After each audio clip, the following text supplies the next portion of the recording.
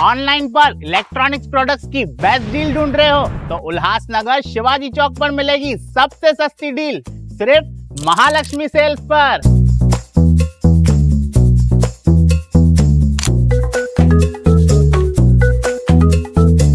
यहाँ पर अवेलेबल है premium TV, washing machine,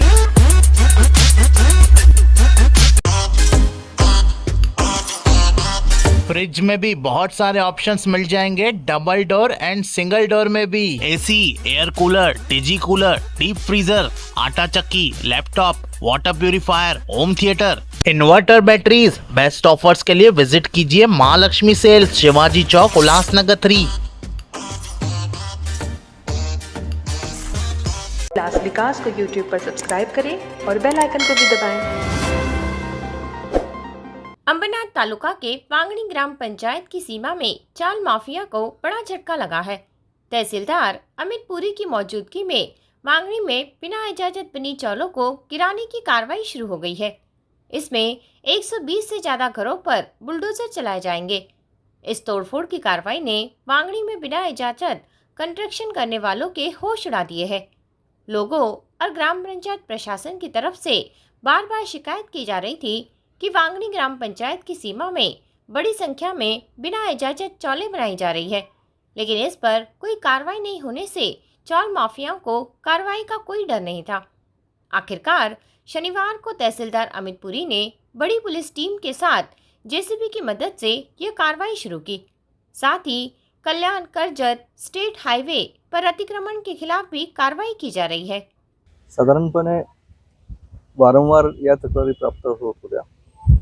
MRTP act 1966 नुसार बांधकाम परवानगी घेऊन त्याचा बांधकाम आराखडा मंजूर करून शासकीय पद्धतीने आणि नियमांच्या अधीन राहून हे सर्व बांधकामं व्हावीत याबद्दल आपण वारंवार सूचना केलेल्या होत्या, परंतु त्यामध्ये फार प्रमाणात वाढ होत असल्याचं निदर्शनास आलं होतं। अशाही तक्रारी होत्या की काही इलिगल ॲक्टिव्हिटीज करणारे जे नागरिक आहेत ते या चाळींमध्ये वास्तव्यास येत आहेत। या बाबतीमध्ये सर्वे करण्यात आला आणि आता प्राथमिक स्तरावरती 6 सर्वे नंबर्सवरती ही कार्यवाही करण्यात आलेली आहे।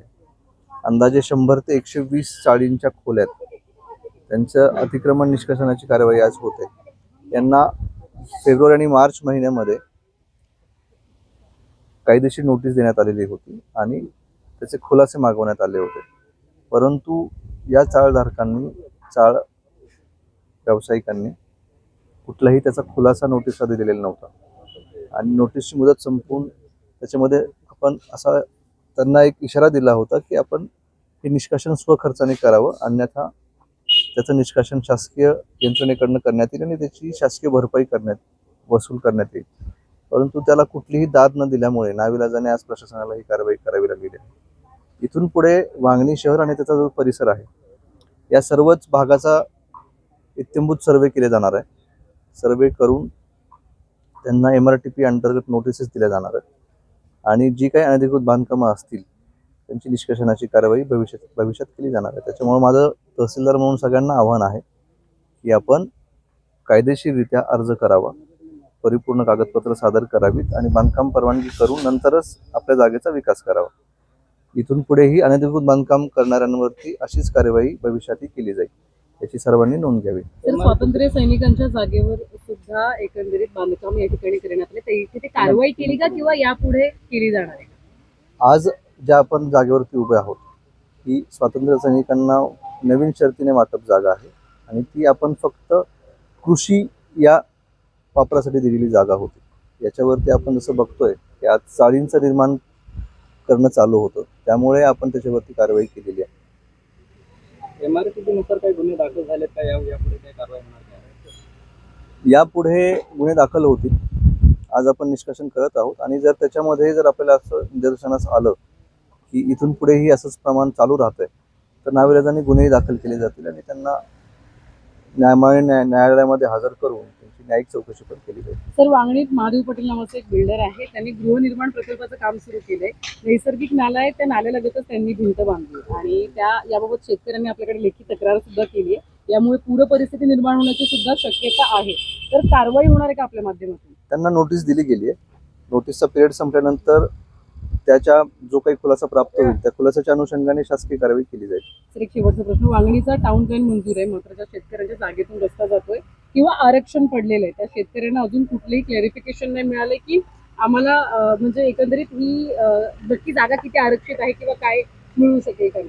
तर ही याची दिशा त्यांना मिळत नाही. तर या संदर्भात आपल्याकडून काही प्रयत्न होणार आहे का, त्यांना क्लॅरिफिकेशन मिळावं? या बाबतीमध्ये एक माननीय जिल्हाधिकारी महोदयांना प्राथमिक अहवाल सादर केला गेला. त्या प्राथमिक अहवालाच्या अनुषंगाने एक ग्रामस्थांच्या विषयाच्या बाबतीमध्ये एक चर्चा आणि आढाव्याची बैठक आयोजित केली जाणार आहे. साधारणपणे जूनच्या पहिल्या किंवा दुसऱ्या आठवड्यामध्ये ती बैठक होणं अपेक्षित आहे. ज्यावेळेला बैठक होईल त्या बैठकीमध्ये निर्देश दिले जातील आणि तो प्रश्न सोडवला जाईल. ब्यूरो रिपोर्ट, उल्लासनगर, उल्लास विकास। करें और बेल आइकन को भी दबाएं।